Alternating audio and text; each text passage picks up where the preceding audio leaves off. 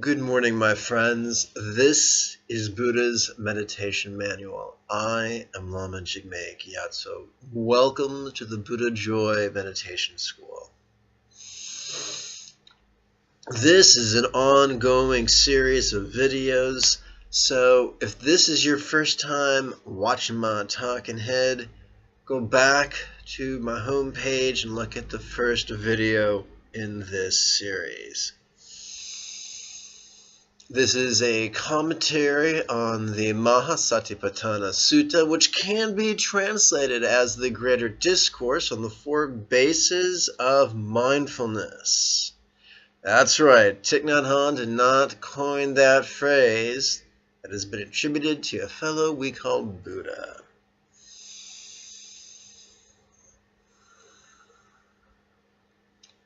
We are still on the first base of mindfulness, the body.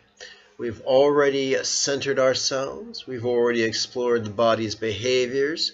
We're in the process of exploring the body's components to increase our mindfulness. We've already explored the body as a unity. We've explored the body superficially, structurally. We've explored 2 sets of 5 exercises concerning the body's organs. Yesterday we hit the first set of 5 exercises concerning the body's substances, and today we're hitting the second. That's right, 5 contemplations on the body's substances. And while memorizing this is not a top priority, it can be helpful so that we're not shackled to our practice text. And so I find mnemonic devices to be helpful. There, in the early 70s, there was a group called Blood, Sweat, and Tears. They were so popular at one point that one of their songs was played regularly on Sesame Street.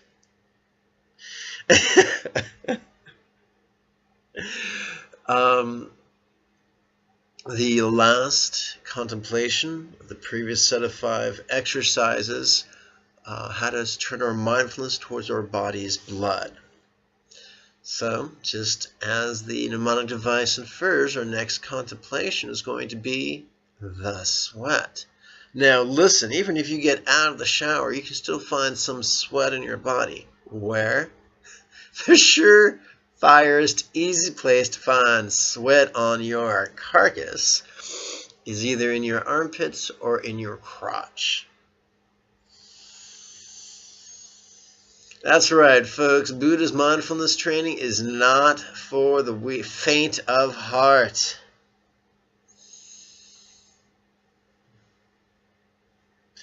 Now, this is a commentary to the Mahasatipatthana Sutta. You can download it for free using the first link in the doodly-doo. I recommend that you do load it to your computer.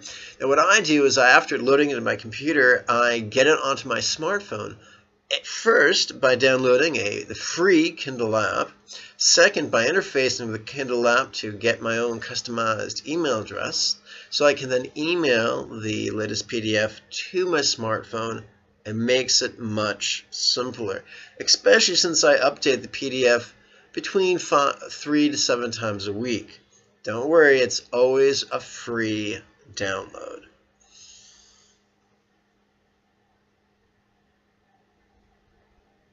Please join me on page 28. And this is the heading reads Interdependencies, Second Contemplation of Body's Substances. You see, one of the coolest things about these series of meditation exercises is that they give us an inferential experience of interdependence, and it can be argued that both interdependence and impermanence are the 2 pillars of Buddha's wisdom teachings. And so the neat thing is that these 2 pillars are not being sprung on us as a great intellectual treatise, but viscerally, intuitively. Let's continue. So the first exercise is going to be a triple grin. contemplation. Grin with lips to grin with lips to sweat, relaxing.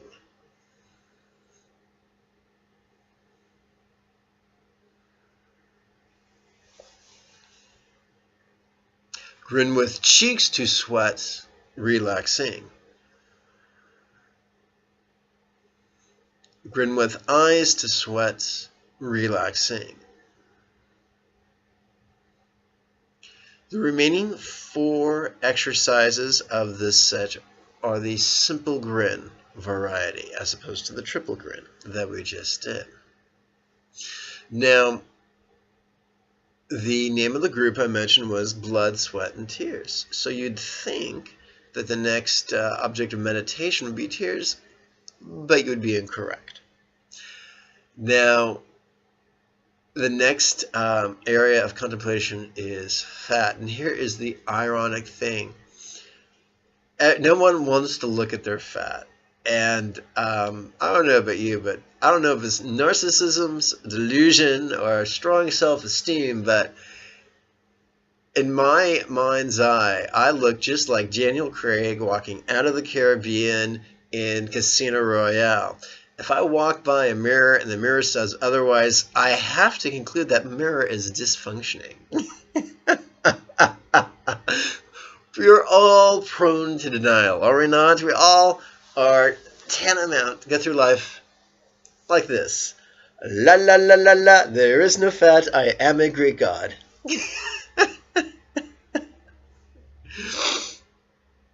There have been times, especially when Mother Nature taps you on the shoulder and says, hey, look, there's sexuality out there. Especially during puberty, we can often look at ourselves naked in the mirror and weep. Men or women, young or old, we can be vain. Now, there are many people who say that this is the byproduct of a patriarchal society, and I don't doubt that our society is tragically patriarchal. And I don't doubt that we've been lied to by the good men and women of Medicine Avenue. But there are some people who suspect that subtle vanity may be more than narcissism, and may be an instinct, A, to find healthy mates, and B, to judge the wisdom of our nutritional and behavioral practices. If we're becoming increasingly uglier to our sight, it may be a self-esteem issue, maybe a form of dysmorphia, or it may be that we're eating the wrong foods or that we're doing the wrong behaviors. Our visceral response to our appearance, whether it's just looking down at our naked body or seeing our reflection in a body of water, can be a powerful tool in evaluating our behaviors. The scientific method predates even Sir Francis Bacon. It's very, very old, and simply just choosing what your outcome is, taking action, and noticing your results.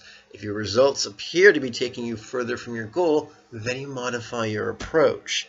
It's just that simple. And so it really seems that it's good to have a realistic view of our physique if that view modifies us to take an intelligent analysis of our behaviors. But that's enough of that. Let's get back to meditation. So, between the sweat and the tears is fat, because often looking at our fat can make us cry. So, second exercise, grin to fat, relaxing. And here's something else to consider before we jump in. In the wonderful movie, What Do Bleep Do We Know? At the climax in the movie, and the movie's been out more than 10 years, I don't think this is much of a spoiler alert, but the protagonist is looking at herself in the mirror, and she's circling all the areas of cellulite on her body with some lipstick. And she's looking at her reflection in the mirror saying, I hate you, I hate you, I hate you. Then she has an epiphany and decides to start sending love to her problem areas, which is brilliant. It's one thing to have a sane, sober analysis of our shortcomings as well as our strengths.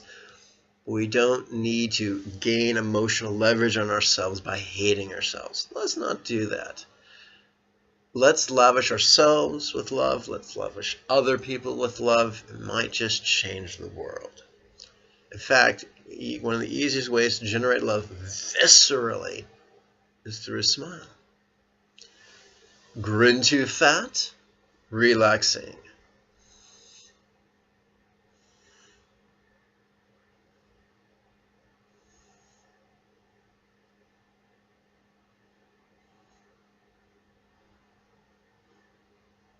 Now, some people use their dissatisfaction with their bodies as license to do some pretty stupid things. If you wish to modify your body, I suggest that you use the 4th and the 5th links below. I think the 5th link below is compassionate cuisine, and the 4th link below is enlightened fitness. That is the sanest, easiest way to improve your health, lose your weight. Please don't get any of the surgery. Please don't starve yourself. Please don't use anorexia or bulimia. Those are not healthful, sustaining practices. Those are traps. I really like the idea that there is a way to have strength and beauty and longevity while being in complete harmony with nature, with our body, with the various overlapping ecosystems, not unlike a Venn diagram, that we dwell in. And it's been my experience that the most sustainable diet is one that does not have any deprivation. It gives you all the 5 flavors your tongue desires, and gives you all the calories your body desires, with no starvation. Starvation is non-sustainable. If we go through life in a caloric deficit, we're going to be accessing the darker sides of our brain, and our instinct and our aggression and our fear will just run rampant on us. We don't want that. So if you choose to modify your body, don't cheat. Surgery and starvation are not the keys. Use those 2 links below for a bunch of free information. That's my modus operandi. Free information. There is a wonderful, here's a irony that I just adore, that the key to health, the key to beauty, the key to longevity is centered around compassionate food choices. Compassionate for animals, compassionate, I should say non-human animals, compassionate for the planet, compassionate for ourselves. Well, let's get back to the 3rd exercise of this set. There was sweat, there was fat, and there's often tears. So let's play with that right now. Now, clearly we don't cry all the time, but our eyes are moistened, otherwise we'd have real medical problems. So we can draw our awareness, allow our mindfulness to dance about the surfaces of our eyeballs, and be aware of the abundance or lack of moisture, lubricating them, and call that tears. As always, our job is not to visualize perfectly. Our job is just to mentally and silently repeat these words in harmony, silently and mentally, in harmony with, you guessed it, our in-breath and our out-breath, while allowing our body to relax during the out-breath, because that is what it is wired to do. Grin to tears, relaxing.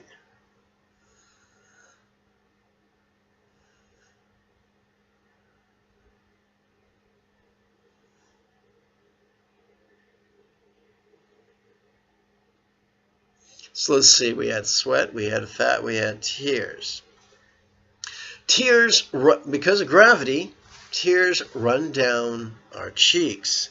Our Our cheeks are skin, and skin gets greasy. So, don't believe me, just remember adolescence. Oh yeah. So, our fourth object of contemplation is grease. Grin to grease, relaxing.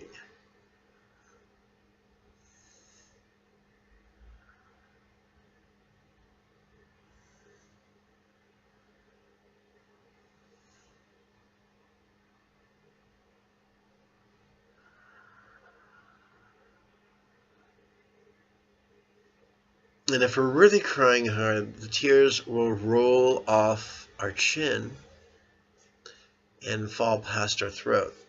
When we're sick, the first lymph nodes we feel typically are right in here. The fifth object, the fifth substance we're going to explore in this set is our lymph. Yes, lymph flows all over the body. Yes, lymph can be likened to the cellular sewage system, which is grody but necessary. But this is a wonderful mnemonic device to remember lymph.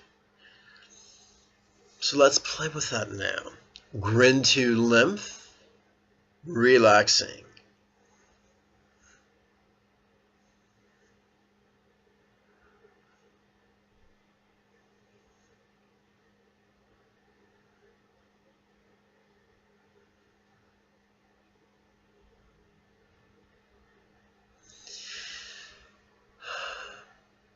All humans tend to hide from the ugly. Buddha's system of meditation is all about noticing what's going on, circumstantially, physically, behaviorally, emotionally, intellectually, philosophically, noticing what's going on, not telling ourselves pretty lies about what's going on, but looking at the truth, regardless of whether it's glorious or grotesque. That's Buddha's path. And that is all you get of it today. When you download your PDF, you'll notice it's full of links. Those links will take you to videos on YouTube, so that it's basically its own commentary. But if you want live instruction, that's no problem. The Friday series of weekly meditation classes begins the first week of February. So if you live in Southern California, come on down. Otherwise, you can participate in the live webinar simulcast. You can register for either of those using the second link in the doodly-doo. Some people get concerned about fees. I charge no fees. The Buddha Joy Meditation School subsists on donations. Some people make big donations. Some people make small donations. Some people make 0 donations. The only thing I require from my students is A, show up to class 5 minutes early, ready to learn. B, enthusiastically play with the techniques I teach you every morning and every evening, first week for about 5 minutes a pop. And thirdly, don't be a dick.